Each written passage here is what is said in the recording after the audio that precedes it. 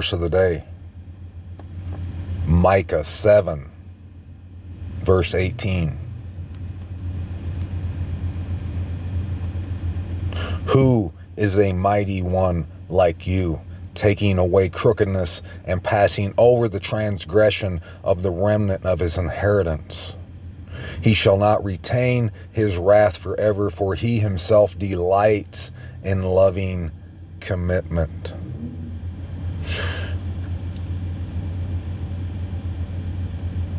I want to tell you, if you're hearing this, I pray that you understand that every word in the word has to be taken seriously. For one, you have to understand that these words are code words, that there's something that verse right there, 18, is telling you that you have to do. Trust me when I tell you. So let's read it again. Who is a mighty one like you, taking away crookedness and passing over the transgression of the remnant of his inheritance? He shall not retain his wrath forever, for he himself delights in loving commitment. Do you believe me? Do you trust me when I tell you that verse 18 is telling you, all of us, what we have to do? It doesn't sound like it. Just the average reader who just glances over this verse, they probably would never believe that, would they? They would say, how is that telling me what I got to do? It's saying, who is a mighty one like you, talking about Yahuwah taking away. It's all about him, what he does, right? Yes. But trust me when I tell you that is a map, verse 18. The whole word is. Let me show you something that I found for you, and maybe it'll help you understand why verse 18 is telling you something, and you have to obey it. Let me show you. I talked about these guys before. These guys are called the Inheritors. They're superheroes from the Marvel database here. They're called the Inheritors, right there. This is a quote from one of his comics. His name's Deimos. This is a quote from one of his comic stories. Child, you shall do no such thing. I am Deimos, son of Solus, one of the inheritors of all creation, and you are a mote, a speck, a bit of dust in the wind. Away with you.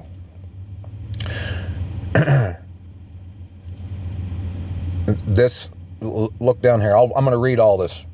I might as well get it all, but that way you get the context. Deimos was one of the many children of Solus, as well as he is a totem hunter, feasting on life energy of others, particularly Spider-Man, and he used his large hammer as a lethal weapon. Now, when it's talking about feeding, it says these inheritors, they feed on totem hunters. Wait till you see that this story is telling you what you got to do. And let me break it down for you, and I'll show you exactly what I'm talking about, and you'll see that I'm not lying. When the inheritors managed to gather 3 spider totems needed to perform a ritual, look at these names: the Other, the Scion, the Bride, the Spider Army, formed to oppose the inheritors, when they traveled to their base. And they formed Loom World to stop them, to travel to their base. And look at the names: the Bride, the Other.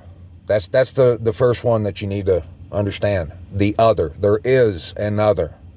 It's that Loom World. They formed it to stop the inheritors. And when it's talking about rituals, look, I'm going to explain why it says this stuff. Feeding on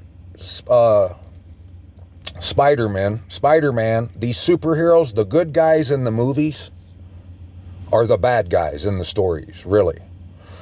And like Thanos, he's the bad guy, right? In the Marvel, in the whatever, the Avengers, Well, he represents Abba. Thanos does. That's why his name's Thanos, because Theo, just like Theo means the Most High, like theology. Well, Thanos, that represents him. And when he has all the stones in his glove, when he gets them all together, there's like 5 or 6. One's the reality stone, one's the mind stone, one's the power stone, the soul stone, and the time stone. And so the reality, when you get them all together, when he gets the reality of time, of like the land of where you are, of the darkness, when you're aware of the darkness of this world, and you know that you've been living in a false world. This world is a false world. And I'll show you that in the Word. You're going to see that in when we go back to Micah. We're going to read chapter 7, and you're going to see what I'm talking about. But look, see, these are the inheritors of all creation.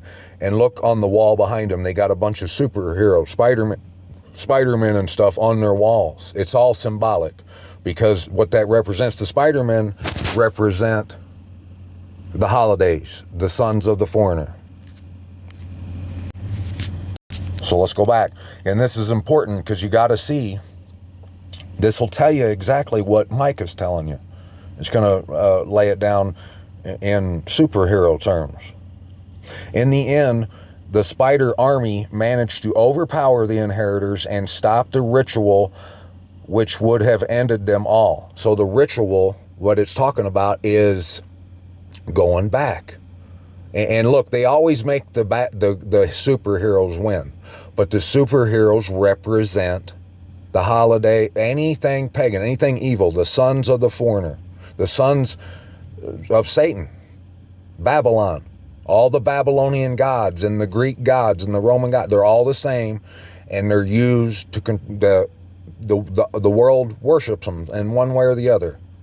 And it talks about them in Ezekiel. It says that the people the Most High said that the people built a wall in between him and them, and they inscribed on that wall the sons of the Chaldeans, the sons of Babylon, in red on the wall that separated, that they built, that they put up in between Abba and them.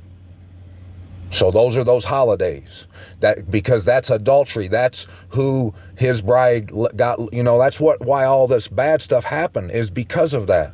So you have to walk away from that. So symbolically, these inheritors, they hunt those things down. They kill them, not literally. It's symbolic to let you know what you have to do. You got to want the truth and nothing but the truth. And all that BS is just that. It's BS. You don't have to touch it. You don't want to touch it if you want to live. So, and check this out. The inheritors were left in Earth 3145, a universe with a radioactive Earth, where they would die due to them being extremely vulnerable to radiation. That's a hint. They're extremely vulnerable to radiation inside the eye of the storm. And you should know what that means. That's going to happen. That's what's going to happen to the land of the Chaldeans, America, that side of America, where the X, where the X marks the spot. From there, that whole side of the country of North America, that's going to be the result. That's why it says that they're vulnerable to radiation. Everybody's vulnerable to radiation. It says that because when you do the ritual and you come home back to your base, you'll avoid that radiation.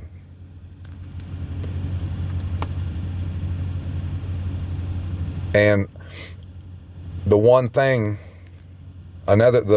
too, I want to point out here about these guys is that it says they feed, it depends on, like, they're most powerful when it depends on how much they feed and how good of the source of the food is. And it's talking about the word.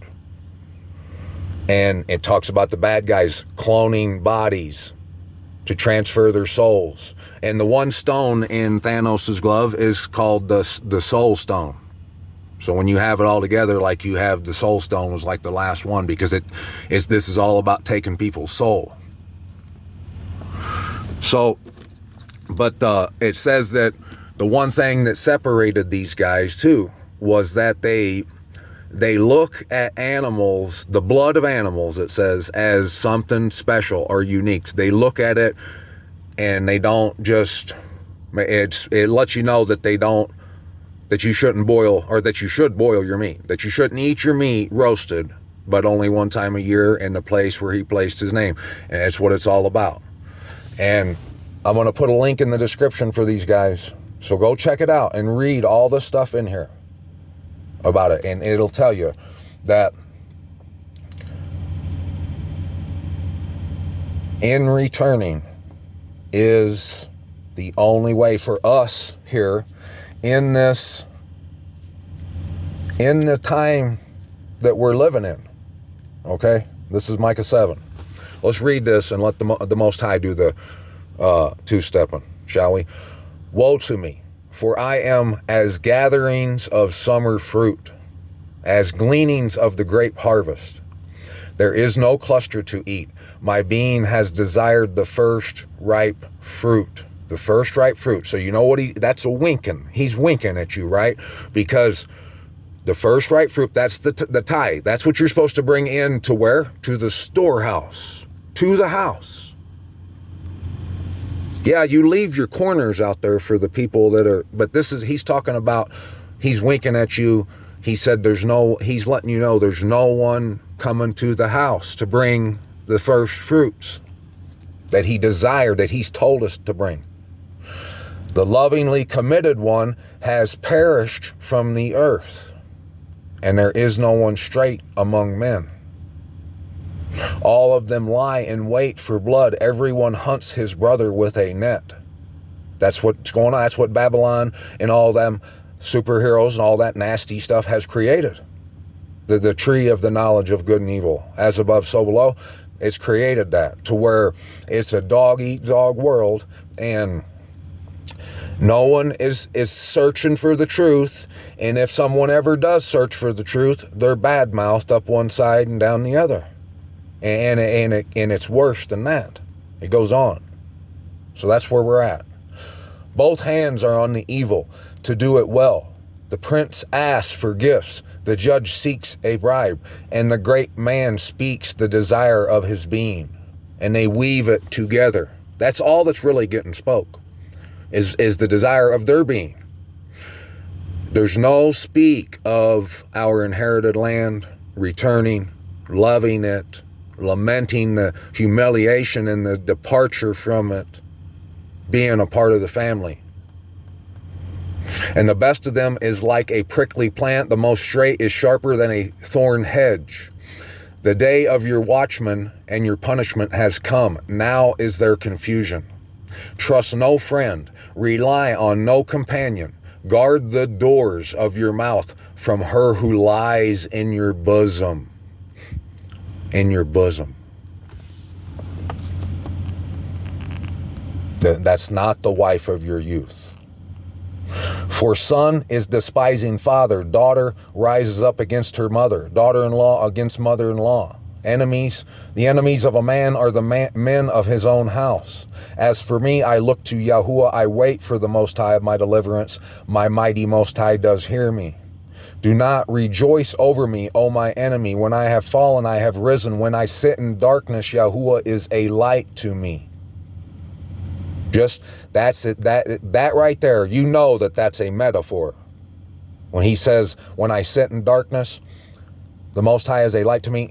Now, that should let you know that in Revelations, when it says that the Most High and the Lamb is the light of the city, and they have no need of a light, it's the same sort of parable, metaphor. These are code words. You have to understand, this isn't literal. He's never talking about that it's going to be dark out and light is radiating off of him to light your way. I ain't saying that he wouldn't, or he can't, but that's not what this is talking about, or in Revelations. In Revelations, it's talking about we live in the false world, and like that Loom world, you just seen it in so many other places. Every damn movie, every story, damn near, they're all talking the same thing. Multiverses, false realities, extra dimensional, all that stuff. It all represents the darkness, the Matrix. And it's not fantastical. It's just someone has lied to you, and now it's like if you went and gotten put in a coma somehow, and when you woke up, someone stole your identity, and now they're pretending to be you, and anyone who knew you is like going along with it. And so now then they're telling you that you're not who you think you are. They're saying you're not David, and I'm saying yeah, and they're saying no, and then I finally say, man, maybe I'm not David. Who am I? And then I get lost in translation. That's what's happened to the bride, the children of the Most High. We have to return and wake up to who we are and sit on our throne. It's simple. I bear the displeasure of Yahuwah, for I have sinned against him, until he pleads my case and shall execute right ruling for me, until he brings me out into the light and I look on his righteousness. And let my enemy see it, and let shame cover her who said to me, where is Yahuwah your Most High? Let my eyes look on her. Now she is trampled down like mud in the streets. And that's what's happening. All the world, no one is looking to come home. The majority of the world celebrating those days, those sons of the foreigner, they've got that wall. And the ones that haven't got that wall, they don't see that there's another wall around the house of the Most High. And for one, that wall is the Torah, the instructions. And the instructions are, you come home when at the appointed times, and you love it, and you love your inheritance and your dad, and you're captain, and you go where he wants you to go. So there's the first wall. If you've put the wall down of the sons of the Chaldeans and the foreigners, now you got to get over Abba's wall, through his wall, not over it. You got to go through the gates, and the gates are pearls. They're great truths. And one of those truths are that you have to go home to Yerushalayim, to the place he placed his name, and have the appointed times, the Pesach, the feast days. And you're going to have to want that place and long and desire to be in it. And if you don't, you're not going to be, you're going to die. The only ones that are going to live are the ones, are going to be the ones that want that. They want their inherited land and their inheritance and their reward. And they show up to Mount Zion. Simple. And this time now, because this is the time of the end. This is the time when you would have to do it. And you can see how all the words been playing out, just like we read it would. Remember, we've been reading about how Sor would sing the songs of a whore. Again, after the 2,300 days or whatever, after the 70 years, she would remember herself and sing the songs of a whore with the harlot fee. We've read all that. All that stuff's happening right now. And we read about Gaza being uninhabited, all that stuff. It's happening. So pretty soon it's going to happen that whoever ain't in at the spot at Passover, that's why it said that's why he said Passover in verse 18 in the verse of the day. It was a wink. And we're going to get to that again here in just a second. Watch.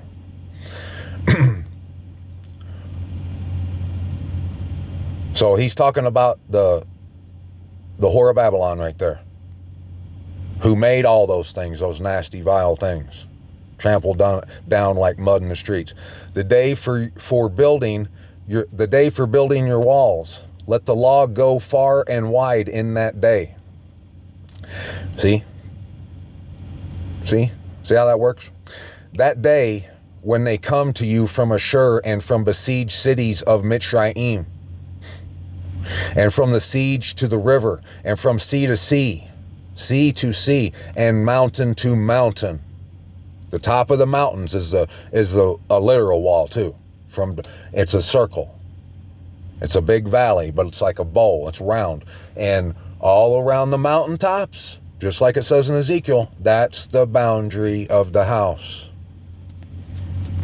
But the earth shall become a waste because of those who dwell in it, and for the fruit of their deeds. And that's what's happening.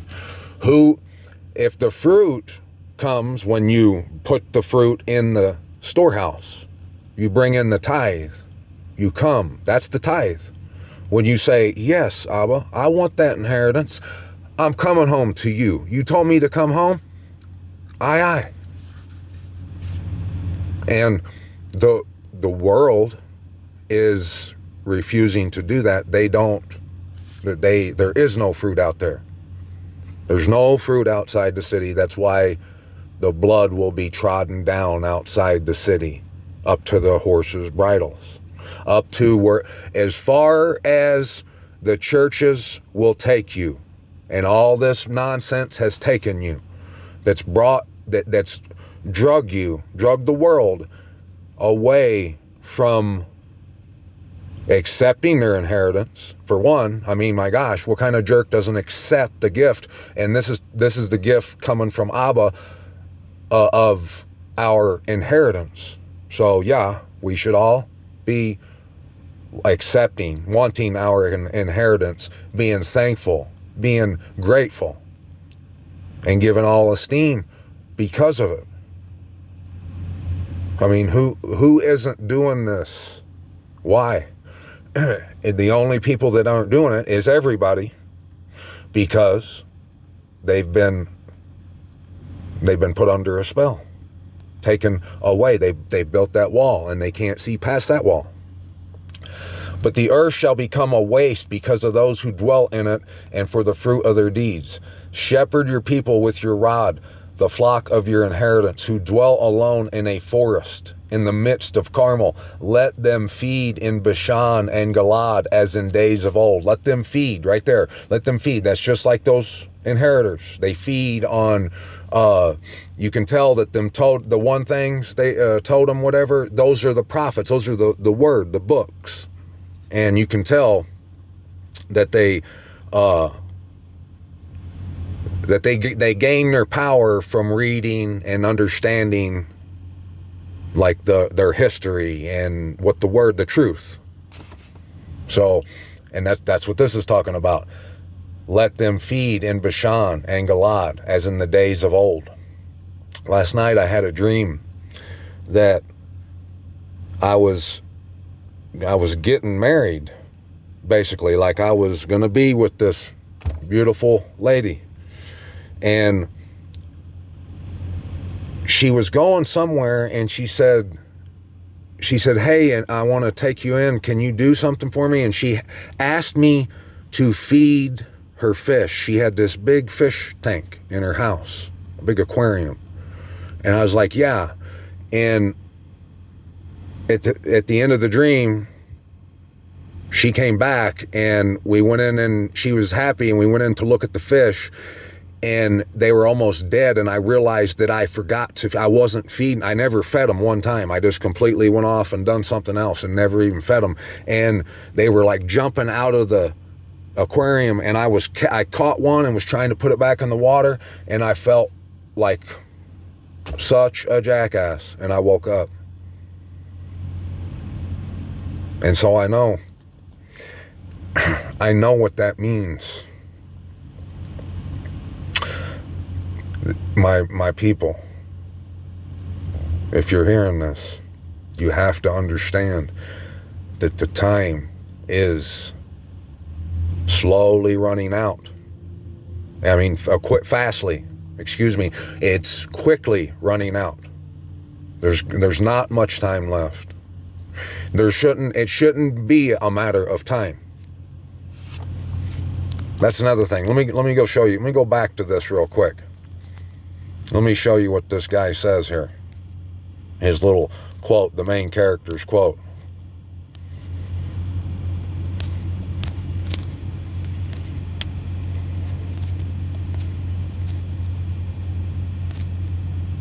Right here. My mission. This is Karn, the one of the inheritors. My mission. There is no mission. This is what my kind does. We kill the spiders. It's our way. As for others like me, pray you never meet the rest of my family. The mission, it should be a no-brainer. I mean, I shouldn't be trying to convince you to want your inheritance, your reward. This should be what all of us do.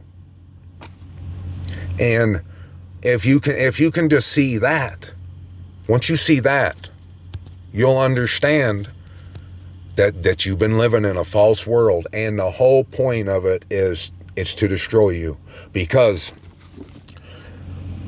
this is the separation of the wheat and the chaff, the wheat and the weeds, the tares and the wheat, whatever. Everyone is just, whatever it is, no one's choosing home. No one's choosing their inheritance. The place where he placed his name, they're not coming to it. They're refusing it, and they're staying out wherever, and they're doing whatever. That's why they die. It's just how it is. As in the days, wait a second. As in the days of old, as in the days when you came out of the land of Mitzrayim, I shall let him see wonders. There you go. That's wink, wink.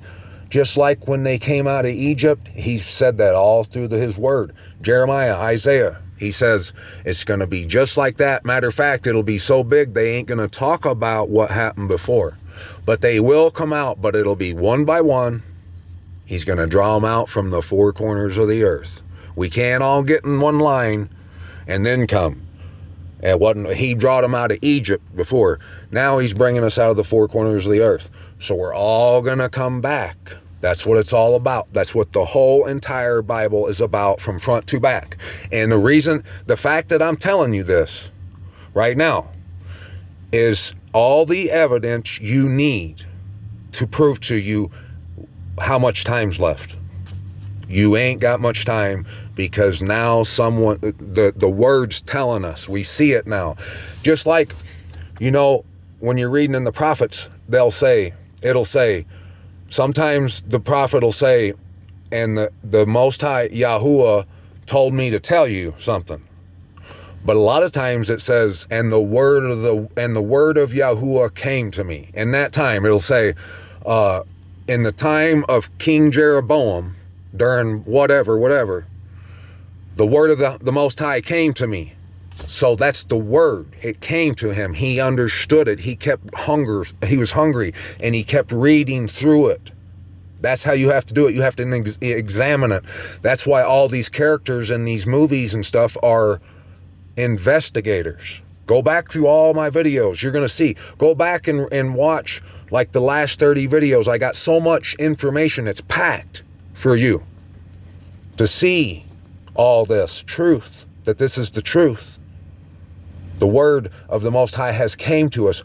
I couldn't have seen this before. Nobody could have. But I'm seeing it now. Open your eyes. See it too. Take it. This is all code telling you what you have to do.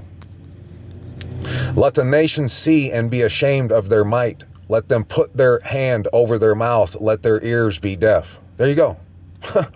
Thanks, Abba. See how he has my back like that?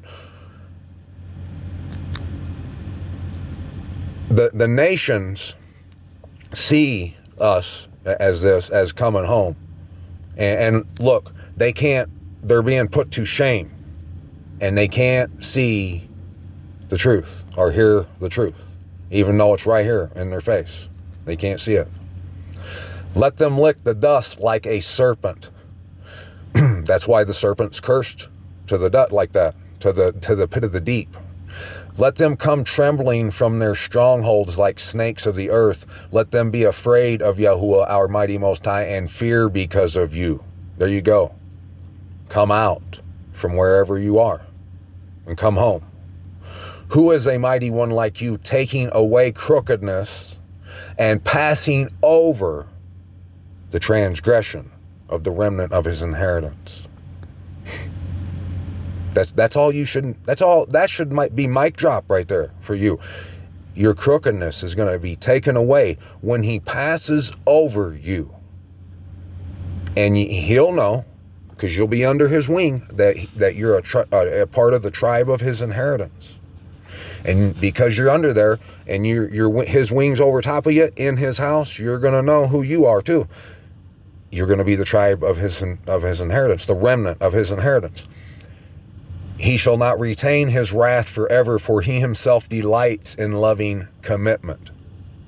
The wrath's over when you get under his wing. It's over with. When you come get under the wing, the wrath's over. Because the wrath is because you're not under the wing.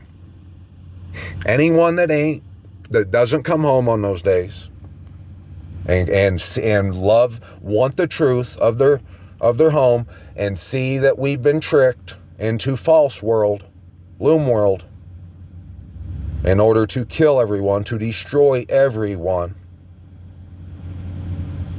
And it's not going to be because it's going to be no one's fault but the person who's out there, who dies out there, because all you have to do is come home. If you choose not to come home, he said that the next time I destroy everything, I'm going to do it with fire. And he's telling you that the only place of refuge there is Yerushalayim, and that you have to be there at a certain time, at an appointed time, when he will pass over. Just like back then with the messenger of death. That's what's going to happen. He shall turn back, he shall have compassion on us, he shall trample upon our crookednesses, and you throw all our sins into the depths of the sea. You give truth to Jacob, loving commitment to Abraham, which you swore to our fathers from the days of old. From the days of old. Oops. Now,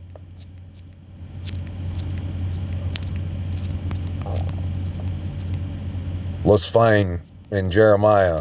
I'm pretty sure it's Jeremiah. Yeah, I think. Maybe 14. Where he talks about the second time that they'll come out. Let me find it real quick. Here we go. It was chapter 23. Therefore see, the days are coming, declares Yahuwah, when they shall say no more, as Yahuwah lives, who brought up the children of Yasharal out of the land of Mitzrayim, Egypt, but as Yahuwah lives, who brought up and led the seed out of the house of Yasharal, out of the land of the north, and from all the lands where I had driven them, and they shall dwell on their own soil. And look, just where I just was in chapter 13 or 14. Look what it says through here. I mean, just don't take you long. We can just skim through here and just look. This the whole Bible, I'm not kidding you, is about the same thing. Yehuda has mourned, and her gates have languished. They have mourned on the ground, and cry of Yerushalayim has gone up. Oh, what's that talking about? And their nobles have sent their little ones for water. They went to cisterns and found no water. Even the deer gave birth in the field, left because there was no grass. Oh, right here. Oh, that's another thing. They sniffed at the wind like jackals. Hold on, let me show you one other thing. Right here, I forgot to show you this one part.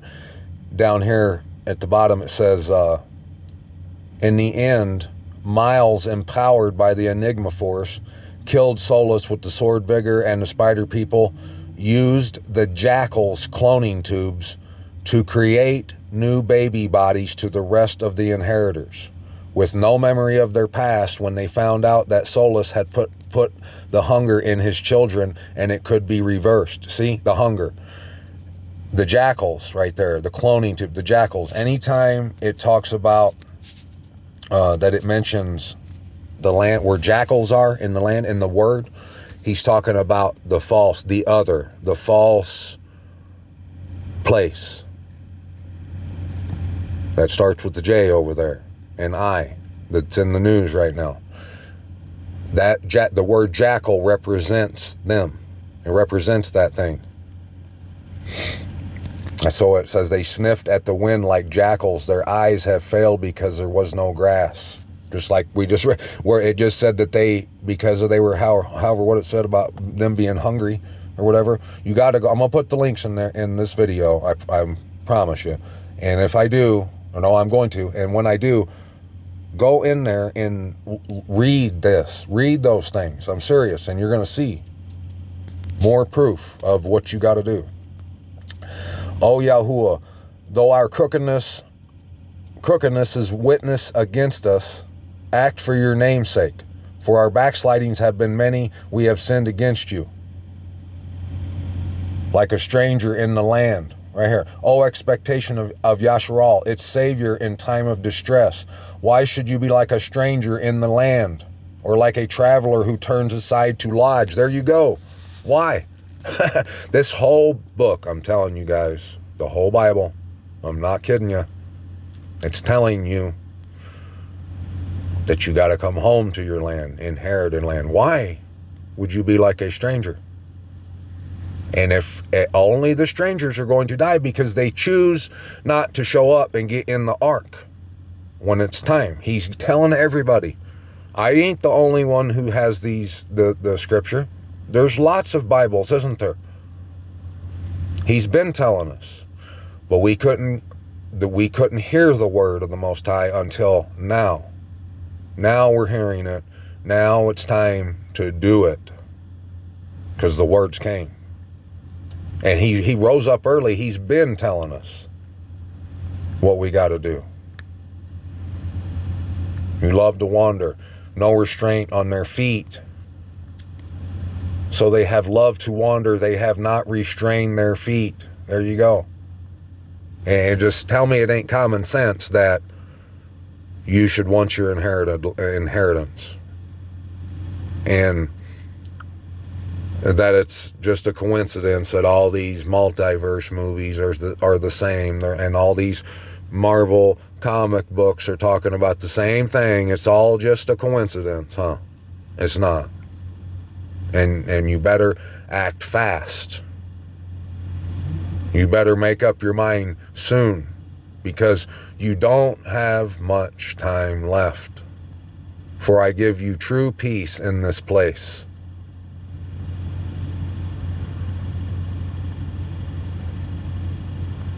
The false prophets prophesy falsehood in the Most High's name.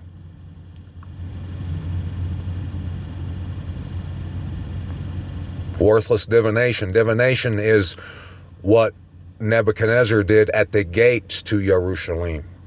The enemy, Babylon, it put the wall up, just like it says in Ezekiel, with the sons of the Chaldean inscribed on it.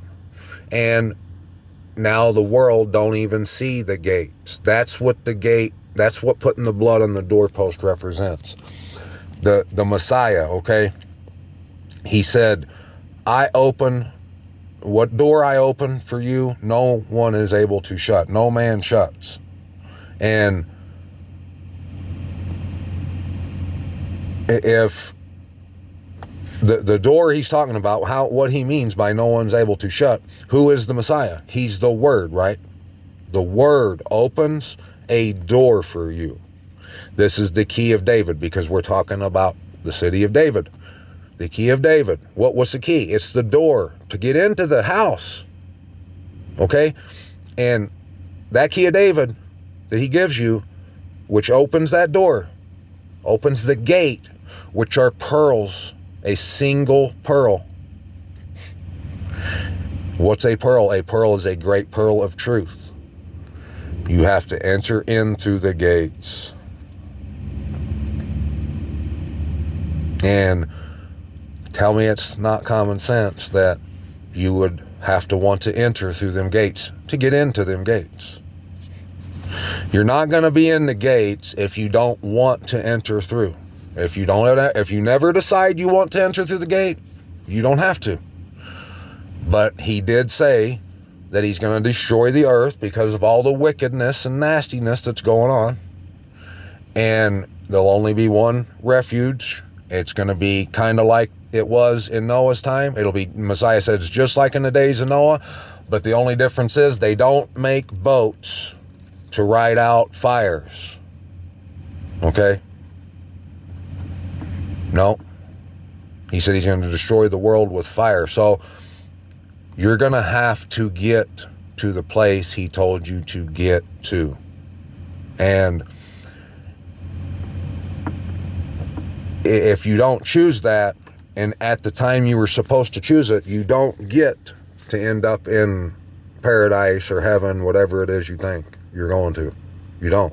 At this time. If you're alive in this time and you see what time it is, you have the opportunity to rule and reign and actually do what you've been saying you were going to do this whole time, that you were going to be there someday.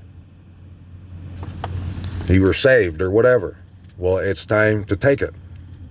So, but I hope that you guys are in the Word. Go read Isaiah and Jeremiah. Read all those. Read 2nd Esdras. It tells you, it gets straight to the point too about a lot of this.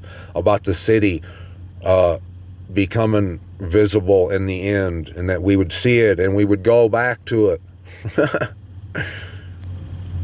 It's common sense that if you read the Word, you can't say that the Word ain't telling you that you got to come to your land, your inheritance, in the end. People didn't have to leave Egypt until the day he told them to, right? So we couldn't have did it before, so we can't use the excuse, well, my mom or my dad didn't do it. They didn't have to do it, so why should I? It doesn't matter. You're in this time. Everyone in this time is going to have to choose to come out of the four corners where he scattered his sheep, the elect. And only those sheep who hear his voice and come home. See, this is what all this stuff means. These are all code words, parables, metaphors, riddles. And that's how the Most High speaks, and it's right on time, baby. And you better get you some if you want to live. I'm out.